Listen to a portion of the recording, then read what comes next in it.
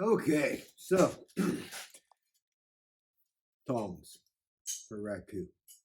Now these you can buy them at just about any ceramic store, and you will find that they can do a good job. But as you open and close this particular brand, or generally all of them, these guys right here, they start to get loosened up, and then next thing you know, your nice connections are now going wonky on you, and you don't get that. You end up.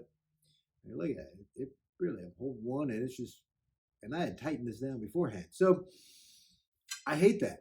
Drives me nuts because you lose your connection. You lose that nice point where you can easily pick up the pot, and the next thing you know, it's going sideways on you, and that's really something you don't want to have happen when you are raku firing and dealing with hot pots and time sensitive stuff. So I get rid of that.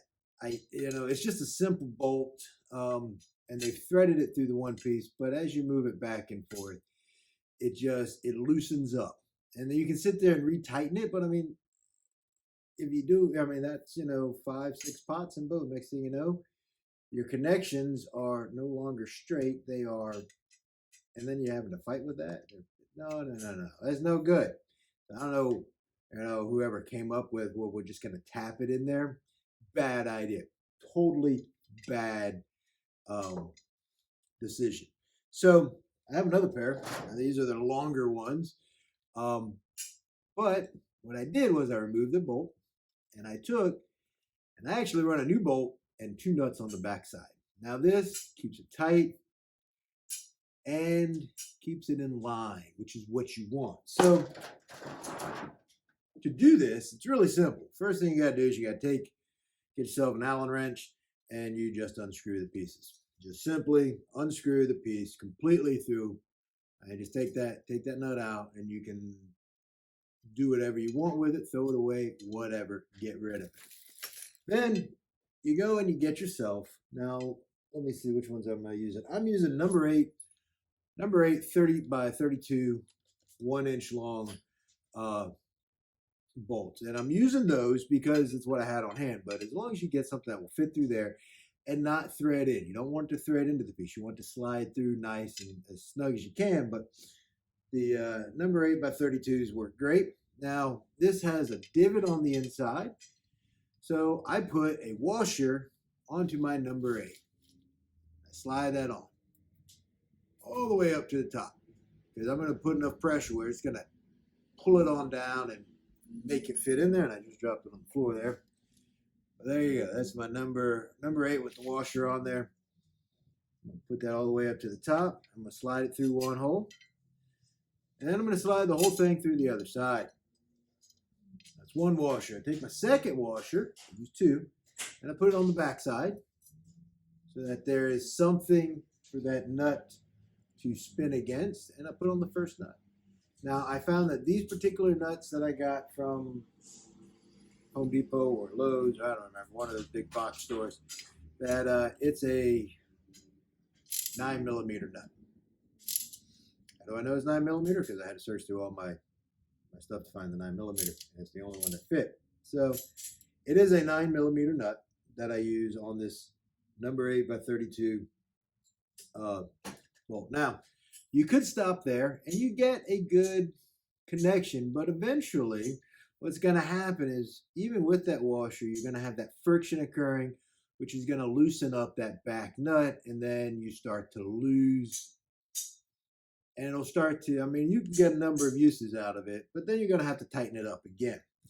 To avoid that, having to keep coming back and tightening it up, I'm going to snug it down even a little bit more, get that in there, is I come back with a second nut. Now, if you can get a lock washer on there, that would be great. I don't happen to have one.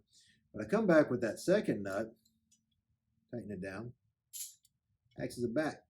That acts pretty much as a lock in there. It's an old school trick you might want to use. But now, it stays in place. They don't go anywhere. I can sit here and use them. They work great.